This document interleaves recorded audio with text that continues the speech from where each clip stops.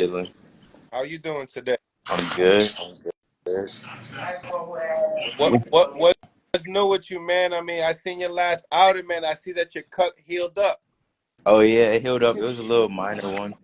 Uh, but I'm I'm just chilling now, just healing up. So talk to me. I see. What was it? You that posted that thing on Instagram or on the YouTube with Bill Haney? Now What my was dad the posted talks? that. I don't be on social media. I don't be on Instagram. Y'all never catch me on Instagram. I be sometimes when I'm replying to people, but I don't be on Instagram like that. He run it. Mm. So talk to me now that things have been going the way they've been going. I mean, are you still looking forward to that JoJo Diaz fight, man?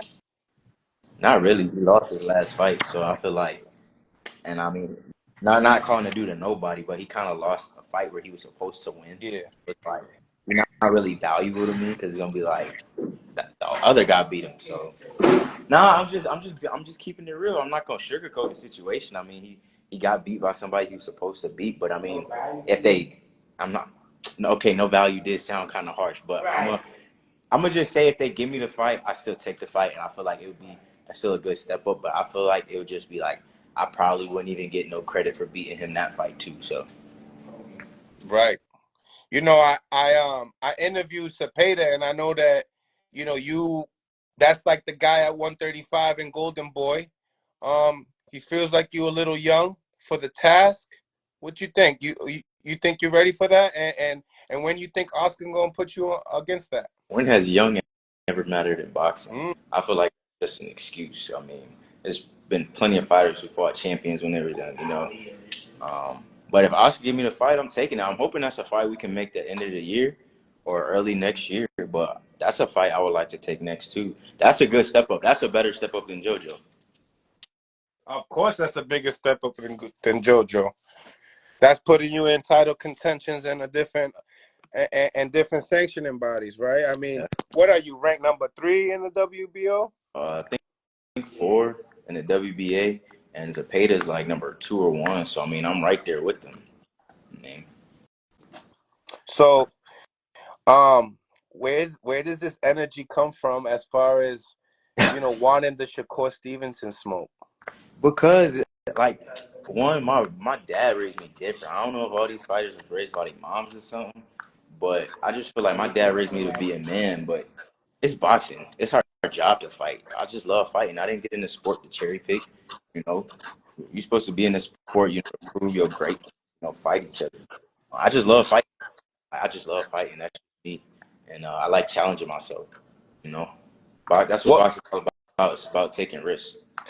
I seen you in the Porterway podcast the other day, and I'm glad he asked that question. Upon you hearing the fact that you have a similar fighting style that he does, um, you really when you hear that, do you take that as a compliment? And do you? Because I mean I asked. They said the same thing with Gary Antoine, and I asked him the same question. He didn't like the comparison. Mm-hmm. I take it like I just look at it. Sean Porter was a world champion, and I mean I can't really if that's what people see. That's what people see. I ain't gonna change their opinion. I don't hate it. Sean Porter was a great fighter, but then sometimes you gotta have fights where you can't fight like Sean Porter. You gotta box. So it all depends on the fight, and who I'm fighting. But like I said, it's not a bad thing.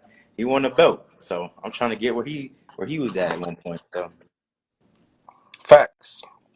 Facts. Interviewing Panda, Coach Panda, the coach of Cepeda and Matias. Um, they spoke upon your fighting style. And then obviously hearing other interviews with you saying that you want, Matias, that you want William Cepeda. He said that, your fighting style, you're jumping into punches. You're getting cut at an early age. We talk about, as far as getting older and getting these cuts opened up over time. What would you have to say upon that as far as just saying you're jumping into it, you're kind of being too anxious? Do you feel like that's happening in I your mean, performances?